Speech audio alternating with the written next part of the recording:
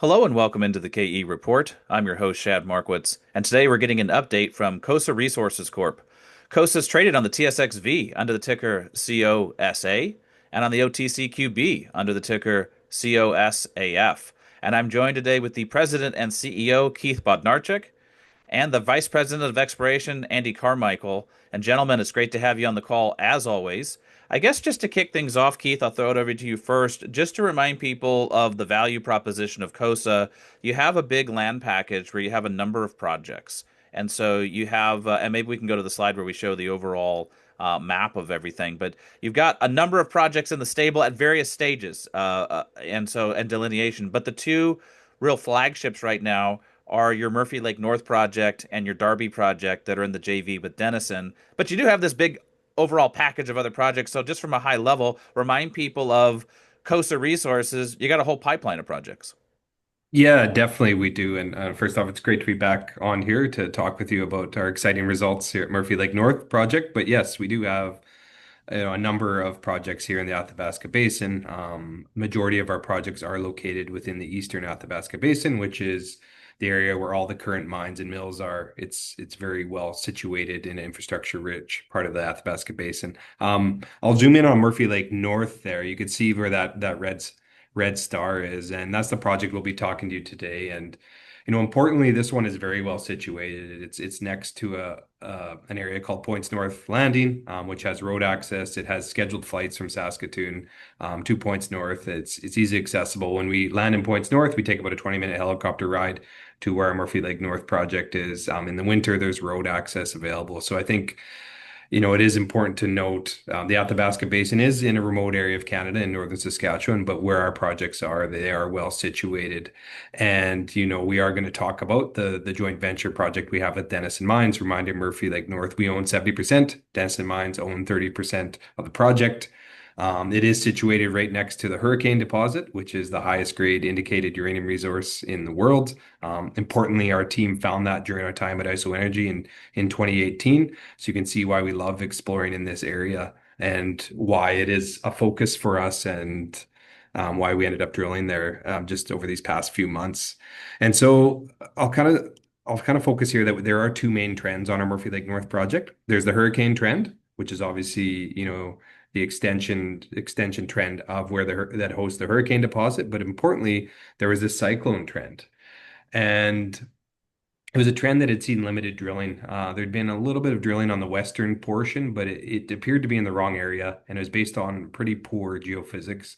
And so, that this parallel cyclone trend was a big reason why we started to like this area, just because it was underexplored. It's under relatively shallow cover. It's like 250 meters down to the unconformity.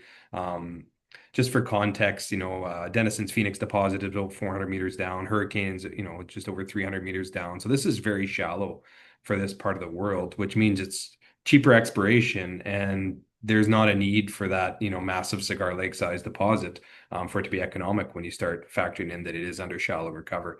And so this cyclone trend was very interesting to us. And so we set out to begin this summer drill program. We're going to drill 8 holes.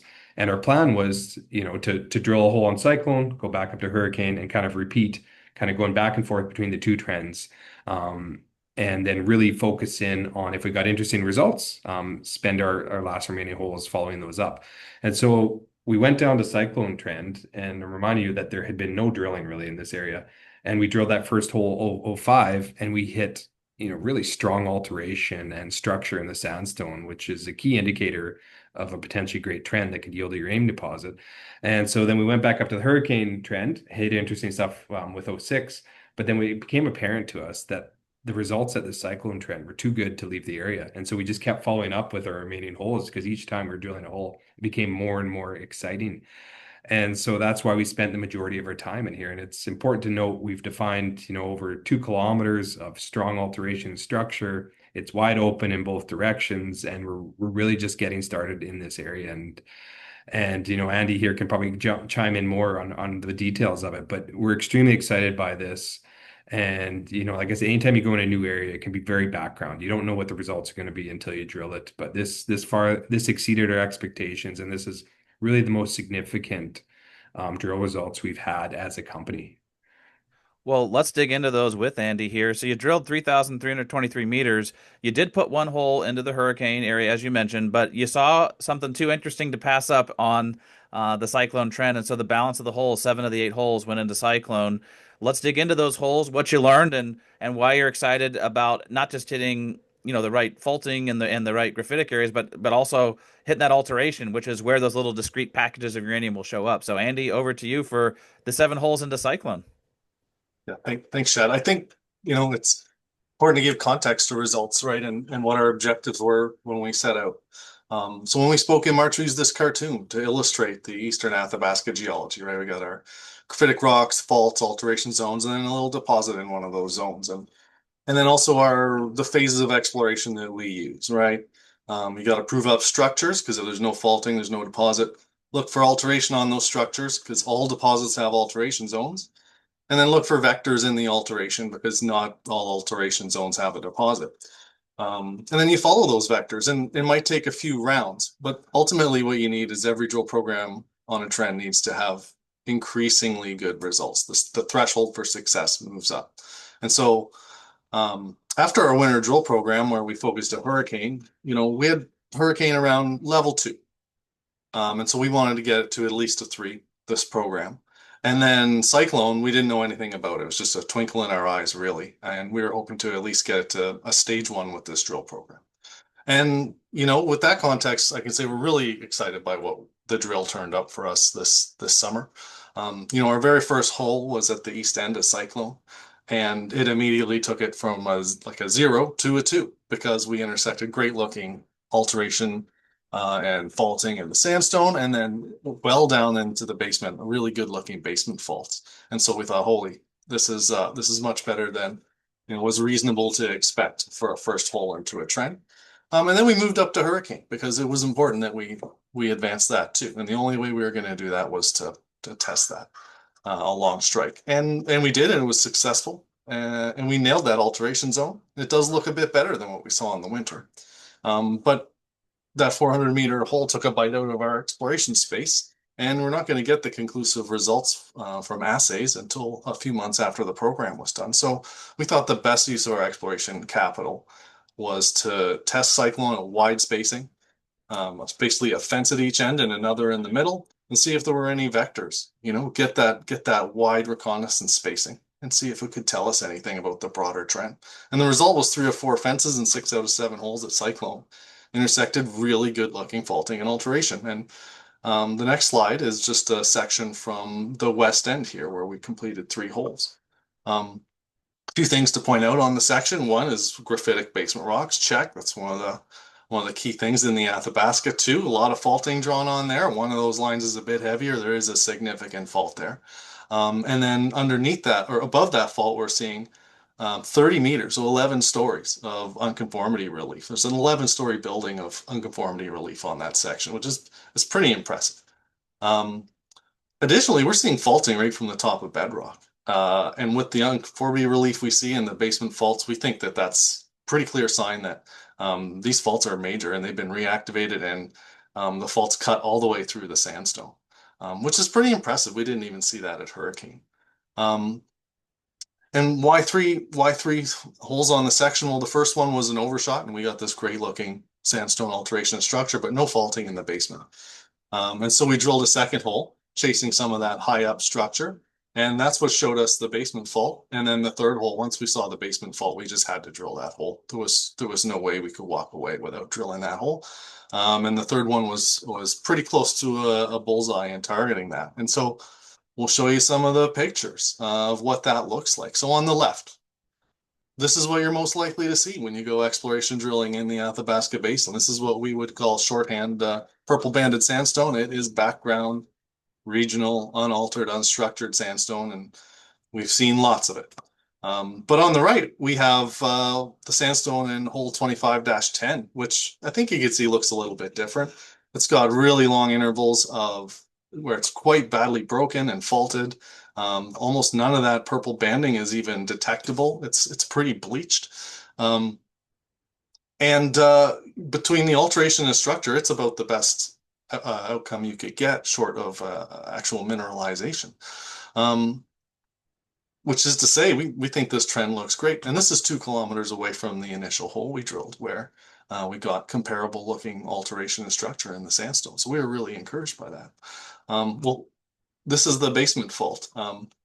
It's a major structural zone. It's obviously very broken. It's got graphitic gouges, and it generally has this sort of washed out pale gray appearance, which is very much not background. It's telling us there's pervasive hydrothermal alteration of the basement, where those Athabasca sandstone fluids were entering the basement and alterating this rock. And it's a great sign. That's exactly what we need to see to get encouraged. So we think these are tremendous results from Cyclone. And Andy, interesting. before you go on, just on that, go back to that previous photo for people that are not geologists and that maybe, just from a high level, just explain when you see the broken rock like that, you're encouraged because what that means is the fluids that could contain the uranium could squeeze into that broken rock. Just maybe simplify it for people that aren't geologists that this is exactly what you want to be seeing.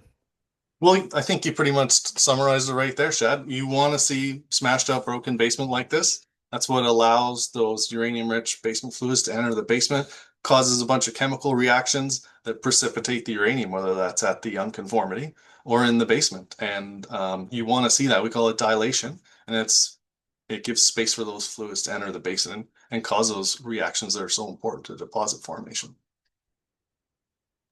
And then one other follow-up question on that: when you're looking at these holes, not on that, just on the on the drill holes that you have, we can go to the next slide. That you're going to use geochemistry to now vector in on the right direction for follow-up. So when you see these holes that you've hit, the right alteration, you've hit the unconformity, you've got the basement rock meeting the sandstone and all that.